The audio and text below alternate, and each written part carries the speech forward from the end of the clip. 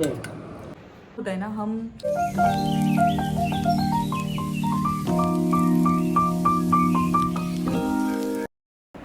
नमस्ते दोस्तों, welcome back to my YouTube channel Manjari's journal. कैसे हैं आप सभी? आशा करती हूँ कि आप सभी बहुत अच्छे होंगे, बहुत खुश होंगे। तो रोज़ की ही तरह आज का भी दिन है। बस आज थोड़ी सी लेट हो गई हूँ सुबह उठने में, इसलिए थोड़ी रश में हूँ। जल्दी जल्दी से रेडी होके नीचे आ गई थी क्योंकि संकेत का नाश्ता बनाना था, उन्हें शॉप पे जाना था और अविक का टिफ़िन बनाना था, उसे स्कूल जाना था। तो आते से ही यहाँ मैंने सबसे पहले पोहे भिगाए हुए थे, तो पोहे बनाने की तैयारी करी संकेत के नाश्ते के लिए। फटाफट से पोहे बनाए। और यदि आप भी पोहे बनाते हैं तो एक बात हमेशा याद रखिएगा कि उसमें ना थोड़ी सी मात्रा में सौंफ ज़रूर डालिए। जब हम राई का तड़का लगाते हैं, सौंफ का फ्लेवर काफ़ी अच्छा आता है। यदि आपके पास धनिया के खड़े दाने हों तो वो भी डाल दिया करें, उनका ना फ्लेवर बहुत अच्छा आ जाता है पोहे में। तो बस ये डाला और देखो जल्दी जल्दी में आज मैं सेंगदाने डालना ही भूल गई, मूंगफली के दाने। खैर छोड़िए। हरी धनिया पत्ते कुछ इस तरह से मैं पेपर नैपकिन के उसमें रखती हूँ नीचे बिछाकर। कोई भी हरी सब्जी हो तो पेपर नैपकिन को नीचे बिछा के रखती हूँ। अब साथ ही साथ बताते चलती हूँ कि आज अविक के पराठे थोड़े से स्पेशल हैं क्योंकि उसमें ना थोड़ी सी धनिया पत्ती, थोड़ा सा बेसन, आटा, हल्की सी लाल मिर्ची, हल्दी, नमक और साथ में ये देखो पनीर मैं आपको दिखा रही हूँ। मैंने आटे में ही हाफ़ पनीर ग्रेट कर दिया था। तो क्या होता है ना, अभी तो वो बहुत छोटा है स्टफ़ पराठे खाने के लिए, और पनीर एक ऐसी चीज़ है जिससे आपको बहुत मात्रा में कैल्शियम मिलता है, बहुत ज़्यादा। तो वो बहुत हेल्दी है, खाना चाहिए बच्चों ने। अब डायरेक्टली तो वो नहीं खा रहा है, कंज्यूम कर रहा है, तो इनडायरेक्टली, क्योंकि अब मैं भी तो मम्मी बन चुकी हूँ, मेरी मम्मी की तरह मैं भी तो लौकी के पराठे को आलू के पराठे बोल के खिला सकती हूँ। तो बस मैंने वही किया है। यहाँ पर आटा उसन लिया था और उसके बाद में ना थोड़ा सा लंच को और इंटरेस्टिंग बनाने के लिए आज मैंने क्या किया, एक बड़ी सी रोटी बेली और फिर उसके छोटी कटोरी से ना छोटे छोटे पीसेस कट किए और कुछ इस तरह से छोटी छोटी रोटियां बना दी। तो क्या है, कुछ नया शेप दिखता है तो बच्चे खाने में इंटरेस्टेड रहते हैं, ऐसा मेरा मानना है। तो बस इस तरह की आज मैंने रोटियां बनाई, फटाफट से उसका लंच बॉक्स रेडी किया। फिर थोड़ी सी गड़बड़ हो गई थी तो मैं क्लिप नहीं रिकॉर्ड कर पाई। फिर उसे स्कूल भेजा और वो बाय बाय करके स्कूल गया यहाँ से। और अब मुझे थोड़ी सी सांस आई। जो मेरा लेट होना था उसकी जो सज़ा थी वो ये थी कि मुझे उठते से मेरी कॉफ़ी नहीं मिली, और मुझे बाद में अब उसके जाने के बाद लगभग 9 बजे यहाँ मैं मेरी कॉफ़ी प्रिपेयर कर रही हूँ। क्योंकि यदि आप पता है लेट हो जाते हो ना तो आपका जो रूटीन है वो सब डिस्टर्ब हो जाता है। बस यही कारण है कि मैं मॉर्निंग में जल्दी उठना पसंद करती हूँ। फटाफट से मेरी कॉफ़ी पी और फिर मैं यहाँ लग गई थी लंच की प्रिपरेशन में। क्योंकि अभी मैं घर में अकेली हूँ तो मेरा टारगेट रहता है कि अविक 9 से 11 स्कूल जाता है और 11 बजे जब तक वो वापस आता है मैं किचन में सब कुछ करके फ्री हो जाऊँ, ताकि जब वो आए तो उसका मूड कैसा रहता है। कभी कभी तो वो बहुत अच्छे मूड में आता है, आते से खेल में लग जाएगा या कुछ बात में लग जाएगा, और कभी कभी उसका मूड अच्छा नहीं होता है। वो जब आता है तो चिड़चिड़ करता हुआ आता है, उसे गोदी में लेना होता है। तो इसलिए मैं ट्राई करती हूँ। तो यहाँ मेरे दाल चावल हो गए थे और मैंने मिर्ची के बेसन के लिए मिर्ची भी कट कर ली थी, तो फिर और पूजा करना बाकी था तो मैंने सोचा पहले पोहे खा लेती हूँ। मेरी हाउस हेल्प भी मेरे साथ यहाँ नीचे बैठी हुई थी, वो भी पोहे खा रही थी और मैं भी पोहे खा रही थी। हम दोनों ने सोचा साथ में नाश्ता कर लेते हैं, फिर वो चली जाएगी और फिर मैं डोर लॉक करके अपने आगे के काम करूँगी, क्योंकि अकेले रहते हैं तो डोर लॉक करना बहुत इम्पॉर्टेंट हो जाता है। फिर मैंने पूजा करी। देखो कितने सुंदर लग रहे हैं ना ठाकुर जी। मुझे ना पता है सब भगवान जी को ना एक जैसे कपड़े पहनाना बहुत पसंद है, और क्योंकि अभी फाग चल रहा है, होली आने वाली है, तो देखो हमने ना सबको सफ़ेद कपड़े पहना के रखे हैं। अब कल इन पे बहुत सारा रंग डालूंगी होली के दिन।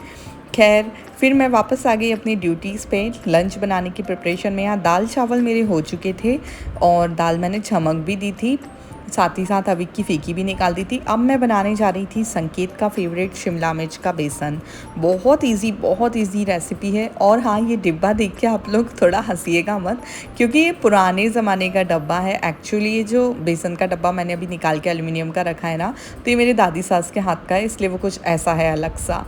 देन अब जब शिमला मिर्च का बेसन बनाती हूँ तो उसमें मैंने राई का तड़का लगाया, सौंफ डाली, कलौंजी डाली और हल्दी डालकर शिमला मिर्च को मैं छौंक देती हूँ और फिर उसके बाद उसमें नमक ऐड करती हूँ और फिर बेसन ऐड करती हूँ और बेसन को ना बफ़ा लेते हैं उस पे पानी रख कर, कढ़ाई के ऊपर प्लेट रख के पानी रख के बफ़ा लेते हैं।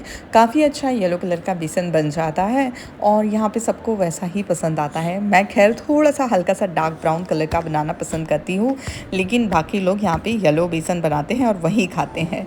देखो कलर से भी ना खाने की पहचान हो जाती है कि ये इस कलर का खाना है, ये इस कलर का खाना है। ये बहुत छोटी छोटी सी चीज़ें हैं, लेकिन ना लाइफ में एक अलग ही रोमांस ऐड कर देती हैं। तो कुछ ऐसी चीज़ें रहती हैं और ये बनाते बनाते ना मुझे, क्योंकि मिर्ची का बेसन इतना ज़्यादा पसंद नहीं है, तो मैंने डिसाइड किया कि यार चलो मैं मेरे लिए ना थोड़ी सी पनीर रखा ही हुआ था मॉर्निंग का वीक के, उसमें मैंने जो डाला था वो बचा हुआ, तो मैंने सोचा कि चलो खुद के लिए थोड़ी सी पनीर भुर्जी बना लेते हैं। क्योंकि मुझे ना पनीर भुर्जी खाना बहुत ज़्यादा पसंद है और पता नहीं क्यों बट अधिकतर मैं बनाती नहीं हूँ। तो बस मैंने फिर फटाफट से यहाँ बेसन बना के रेस्ट होने उसके लिए रख दिया।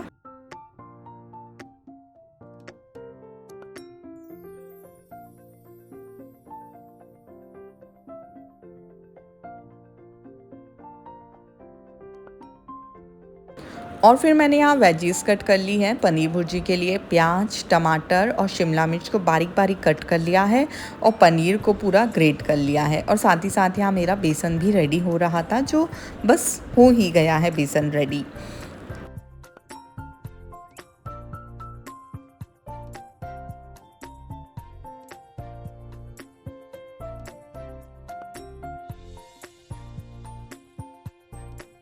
फिर एक छोटी कढ़ाई में तेल लेके मैंने उसमें थोड़ी सी राई का तड़का लगाकर सभी सब्जियों को डाल दिया। बाद में टमाटर को डाला, पहले प्याज और शिमला मिर्च को डाला, हल्का सा सिजाया, फिर टमाटर डाले और फिर उसके बाद में हल्दी डाली और बस नमक डाल दिया। फिर थोड़ा सा जब सब कुछ सीज गया तो उसमें मैंने मसाले डाले। तो मसाले वही बेसिक से लाल मिर्ची, धनिया पाउडर, थोड़ा सा मैंने इसमें डाला था गरम मसाला और थोड़ा सा डाला था दालचीनी पाउडर। दैट्स इट, इतना ही डाला। दालचीनी पाउडर थोड़ा सा ऐड कर देते हैं ना तो फ्लेवर अच्छा आ जाता है, बस इसलिए मैं दालचीनी पाउडर हर जगह ऐड कर देती हूँ। और यहाँ फिर उसके बाद में सब मसाले डाल के अच्छी तरह मिक्स करने के बाद मैंने पनीर जो ग्रेट किया हुआ था, मेरा किसा हुआ था, उसको भी मैंने डाल दिया और कुछ इस तरह से इजी पीजी लेकिन वेरी यमी मेरी पनीर भुर्जी बनके तैयार हो गई है।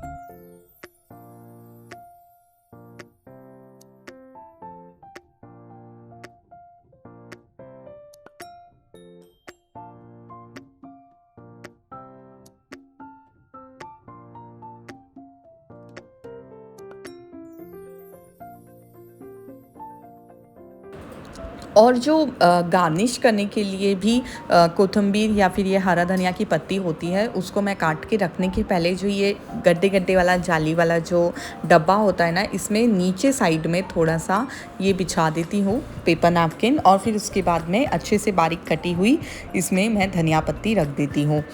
ऐसा करने से ना क्या होता है, ये सूखती जल्दी नहीं है तो वो अच्छा रहता है। यदि आपके पास आप पेपर नैपकिन नहीं बिछाना चाहते हैं तो आप न्यूज़पेपर भी बिछा सकते हैं। आई नो उसकी इंक हानिकारक होती है, लेकिन हम इंडियंस हैं, ये सब चीज़ें हम बचपन से करते आए हैं, हमारे ऊपर इनका कोई फ़र्क नहीं पड़ना है, तो आप बेधड़क होके कर सकते हैं ये काम भी।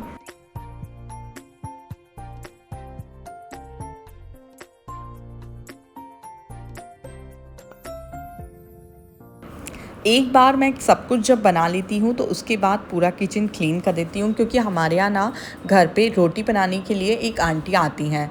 एक्चुअली मेरी शादी के पहले जो मेरे सासू माँ हैं उनको हाथ में कुछ प्रॉब्लम हो गई थी, जो कहते हैं ना वात की तकलीफ़ या कुछ तो भी उनको प्रॉब्लम हो गई थी। उस टाइम यहाँ महाराष्ट्र में चिकनगुनिया नाम की बीमारी भी बहुत चली थी, तो उसके कारण ना उनके हाथ वगैरह से उनको आटा गूँथना नहीं होता था। तो तब से उन्होंने एक रोटी वाली आंटी लगाई हुई थी, जो दोनों टाइम आके सिर्फ रोटी बना के जाती है। तो फिर बाद में भी नहीं छुड़ाई, तो अभी वो चल ही रही है बस मेरे टाइम पे भी। तो यहाँ मेरी सब कुछ चीज़ें बन गई हैं। फीकी दाल अविक के लिए, शिमला मिर्च का बेसन संकेत के लिए, पनीर भुर्जी मेरे लिए, चरगी वाली दाल संकेत और मेरे लिए, चावल हम सब के लिए, और रोटी बनाने तो आंटी आएंगी। तो बस मेरा अब किचन का काम कंप्लीट हो गया है। जैसे ही मेरा किचन का काम कंप्लीट हुआ, मैंने सब सामान को ढक्कन लगाया। यहाँ देखो, भाई साहब स्कूल से आ चुके हैं और साथ में लेके आए हैं स्ट्रॉबेरी का डब्बा। पता नहीं इस लड़के को स्ट्रॉबेरी क्यों और इतनी ज़्यादा कैसे पसंद है यार, मुझे तो एक भी नहीं खाते बनती है। और बोलता भी इतने क्यूटली है, स्ट्रॉबेरी ऐसे समथिंग कुछ तो भी बोलता है। तो यहाँ देखो उसके मज़े चल रहे हैं। तो अब मेरा पूरा टाइम उसके साथ ही स्पेंड होगा, इसलिए मैंने फटाफट से मेरे काम कर लिए थे। और ना हम दोनों हस्बैंड वाइफ ट्राई करते हैं कि हम दिन का एक मील तो भी साथ में खाएं। तो अभी देखो संकेत आ गए थे, तो फिर मैंने फटाफट से थालियाँ पुरसी और हम दोनों जिमने बैठ गए साथ में। और फिर इसके बाद तो ना पता नहीं मुझे इतनी नींद आ रही थी, इतनी ज़्यादा नींद आ रही थी एक्चुअली। तो फिर मैं तो पूरी आफ्टरनून ना सो के ही रही, जबकि मेरा इतना सारा काम पेंडिंग है कि मैं आपको क्या ही बताऊँ। मुझे बहुत सारे काम करने हैं, लेकिन नींद आती है तो नींद के आगे आप क्या ही काम करेंगे। तो यहाँ फटाफट से लंच किया। लंच के बाद मैंने पूरा किचन क्लीन किया, और किचन क्लीन करने के बाद जो सेटिस्फेक्शन मिलता है ना भाई, क्या ही कहना। मतलब एक बार पूरा किचन क्लीन हो जाए उसके बाद बढ़िया अच्छा लगता है। अब ये क्लिप जो आप देख रहे हैं ये मेरी इवनिंग की है, जब संध्या आरती का समय हो गया था, शाम की दिया लगाने का। तो मैंने ये तुलसा जी में दिया लगाया, और ऐसे मतलब भगवान जी के पास लगाती हूँ, पर मैं तुलसी जी में भी लगाती हूँ। और फिर ना यहाँ मैं थोड़े नोट्स बना रही थी, आने वाले जो ब्लॉग्स हैं वो कैसे कैसे आने हैं उनके बारे में ना थोड़ी सी स्क्रिप्ट लिख के रखना पड़ता है कि यार हाँ अब ऐसे ऐसे आएंगे। मतलब आपको देखने में बहुत इजी लगता है, बट ये सब चीज़ें इतनी इजी होती नहीं है। अब जैसे धीरे धीरे मैं इनको प्रोफेशन में लेके आ रही हूँ, ब्लॉग्स बनाना, एडिट करना, वॉइस ओवर करना, तब मुझे समझ में आ रहा है कि यार ये कितना टफ़ है। मतलब कभी कभी तो इतना फ्रस्ट्रेशन हो जाता है ना कि मैं क्या ही बताऊँ। कभी कभी कंटेंट समझ में ही नहीं आता है कि क्या पोस्ट करूँ क्या नहीं करूँ। या कभी कभी ऐसा होता है हाफ डे में शूट कर लेती हूँ और बाकी के आधे दिन में शूट करना भूल ही जाती हूँ कि मैं ब्लॉग शूट करी थी, और वो वेस्ट हो जाता है। या एडिट करने का टाइम नहीं मिलता है, 5-6 दिन आगे निकल जाते हैं, फिर मुझे ऐसा लगता है अब क्या ही पोस्ट करना है इसको, तो मैं उसको डिलीट कर देती हूँ। हेलो फ्रेंड्स, तो रोज़ की तरह फिर से आज एक और टॉपिक मैं लेके आ गई हूँ। तो आज का टॉपिक है कि यार खुद को मत खोना। आज का टॉपिक ना बहुत ज़्यादा इम्पॉर्टेंट है, यदि मैं अपनी बात आप तक पहुँचा पाऊँ। यदि आप मेरी तरह एक होम मेकर हैं, या आपकी अभी अभी शादी हुई है, या फिर आपकी शादी को 2-3 साल हो गए, बस इतना पीरियड है। क्योंकि ये जो पीरियड होता है ना, इसमें जो मैं अभी आपको बताने वाली हूँ वो फीलिंग हर लड़की में होती है आई थिंक, क्योंकि मैंने भी फील किया है। तो यार पता है क्या होता है ना, हम पत्नी बनने में, बहू बनने में, माँ बनने में, बेटी बनने में इतना ज़्यादा बिजी हो जाते हैं कि जो हम भूल जाते हैं वही सबसे इम्पॉर्टेंट होता है। वो होता है हम खुद क्या थे, या हमें खुद को क्या पसंद है, हमारी खुद की क्या राय है, ये सब चीज़ें हम भूल जाते हैं। तो ये सबसे इम्पॉर्टेंट चीज़ है याद रखने वाली, जो मैं आज आपको याद दिला रही हूँ कि भाई साहब खुद को मत भूलना। पता है इन सब में बिज़ी होना इम्पॉर्टेंट है, आप आपका 100% लो, लेकिन अपने प्रति भी आपकी कुछ जिम्मेदारी है। खुद भी ना थोड़े टाइम पहले ऐसी हो गई थी कि बस खुद का ध्यान नहीं रह रहा था, कुछ समझ नहीं आ रहा था, कुछ ऐसा हो जा रहा था कि इतना थक जा रही थी दिन भर कि बस ऐसा लगता था क्या ही खुद के लिए करना है। जो ये थोड़ा बहुत वीडियो वगैरह यूट्यूब और इंस्टाग्राम पे चल रहा था, वो भी मन कर रहा था कि इसको बंद कर दूँ, क्योंकि कुछ हो तो रहा नहीं है, तो इसको बंद कर देती हूँ और बस ऐसे ही रिलैक्स हो जाती हूँ। पर फिर ना धीरे धीरे खुद को समझाया, खुद को मेंटेन किया कि ये किसी लालच से नहीं है, ये बस इसलिए है ताकि तुम थोड़ा समय खुद को दो, खुद के ऊपर सोच पाओ, तुम्हारा दिमाग चले। नहीं तो वो क्या है, तुम रूटीन फॉलो करते रहते हो तो तुम्हारा दिमाग भी जाम हो जाता है। तो इससे बेटर है कि कुछ क्रिएटिव करो, कुछ नया करो। और मैं तो आपको सजेस्ट करूँगी जो आपको पसंद है ना, वो दिन में एक बार ज़रूर करो। बस यही एक तरीका है जिस तरीक़े को फॉलो करके आप अपने आप को कभी नहीं खोगी। जैसे मुझे डांस करना पसंद है, तो मुझे जब भी ऐसे, मैं दिन में एक बार तो नहीं कर पाती, लेकिन हफ्ते में ज़रूर मैं एक बार सिर्फ अपने आप के लिए कुछ परफॉर्म करती हूँ। तैयार हो जाऊँगी, अपने रूम में अपना साउंड लगाऊंगी और अपने आप के लिए कुछ परफॉर्म करूँगी। छोटी छोटी चीज़ें हैं जो आपको खुशी देती है ना, वो बहुत ज़्यादा इंपॉर्टेंट है। और हाँ, इससे भी ज़्यादा इंपॉर्टेंट है कि आप अपने पार्टनर से भी बात करिए, उनको भी अपनी बात समझाने की कोशिश कीजिए। हो सकता है कि वो भी आपकी बात समझे, तो ये तो बहुत बेटर होगा। तो यार बस आज यही कहना था कि जिम्मेदारियों के बीच में खुद को मत खो, खुद के लिए भी समय निकालो, थोड़ा फेस पैक लगाओ, थोड़ा घूमो फिरो, पार्लर जाओ और खुद का भी ध्यान रखो, क्योंकि तुम्हारी जिम्मेदारी तुम्हारे ही ऊपर है और बाकी सबकी भी जिम्मेदारियां तुम्हारे ऊपर है। तो ओवरऑल तुम खुश रहोगी तभी तुम सबको खुश रख पाओगी। तो बस आज की यही बात थी। चलो अब डिनर बनाएंगे, डिनर का टाइम हो गया है, आज बहुत टाइम पास हो गया। चलो डिनर बनाते हैं। और देखो ये मेरे ना 5 पार्सल आए हुए हैं, चिकन करी का हॉल आने वाला है। हो सकता है कल आए या परसों आए, 1-2 दिन में आ जाएगा इसका हॉल वीडियो। तो अब ये मुझे ये भी शूट करना है, ये मेरा आफ्टरनून का काम था शूट करने का, बट ये पेंडिंग रह गया। अब देखो मुझे कब टाइम मिलता है करने का, मैं भी कल आफ्टरनून में करूँ। फिर यहाँ देखो मैंने ना आज दाल ढोकली बनाई है, संकेत के लिए चरखी वाली, अमिक के लिए फीकी वाली, और मैं तो दाल ढोकली नहीं खाती हूँ, I am not a dal dhokli person. तो फिर मेरे लिए मैंने बाद में थोड़ी सी पापड़ की सब्ज़ी फटाफट से छमक ली थी। तो आप क्या दाल ढोकली कैसे बनाते हैं मुझे बताइएगा, और क्या आपको पसंद है वो भी मुझे बताइएगा, क्योंकि ना पता आपके कमेंट से ना मुझे अच्छा लगता है बस कि हाँ किसी ने कमेंट किया। जैसे ही नोटिफिकेशन आता है ना मेरे पास, मैं तुरंत जाके देखती हूँ कि किसी ने क्या कमेंट किया है, किसी ने कैसे लाइक किया है, SMS सब, ये सब चीज़ें मुझे देखना बहुत पसंद है। तो यहाँ फटाफट से अविक की और संकेत की दाल ढोकली बन चुकी थी। हम ना आजकल कुकर में दाल ढोकली बनाते हैं, बढ़िया से सब कुछ डाल देते हैं, 1 पॉट रेसिपी हो गई हमारी, और कुकर में जस्ट 1 सीटी लेते हैं और दाल ढोकली बन के तैयार हो जाती है। फिर आंटी जा चुकी थी और यहाँ ना संकेत आ चुके थे, तो मैं उनकी थाली परस रही थी, साथ ही मैंने देखो मेरी थाली भी परस ली है, पापड़ की सब्ज़ी, और मुझे खींचा भी खाना है। मैं तो कुछ ज़्यादा ही कर देती हूँ कभी कभी। तो यहाँ मैंने बस अपनी थाली परस ली है यमी सी। अब आप लोगों को दिखाती हूँ कितनी अच्छी दिख रही है। और खींचा पापड़ कुछ भी हो, मुझे बिना घी लगाए तो भाता ही नहीं है भाई साहब। तो बस फिर हम लोग साथ में डिनर करने भी बैठ गए। और यहाँ अविक पता नहीं क्या कर रहा था, बहुत मस्तियाँ कर रहा था इधर से उधर, उसकी कुछ तबीयत भी ठीक नहीं है तो चिड़चिड़ भी ज़्यादा कर रहा है। तो बस हम दोनों जिमने बैठ गए और फिर उसके बाद मैंने किचन क्लीन किया, भगवान जी को बोला गुड नाइट। और इसी के साथ अब आप लोगों से भी मैं विदा लेती हूँ और मिलूँगी फिर से कुछ नया लेकर दूसरे ब्लॉग में। तब तक के लिए बाय बाय, जय श्री कृष्णा, राधे राधे।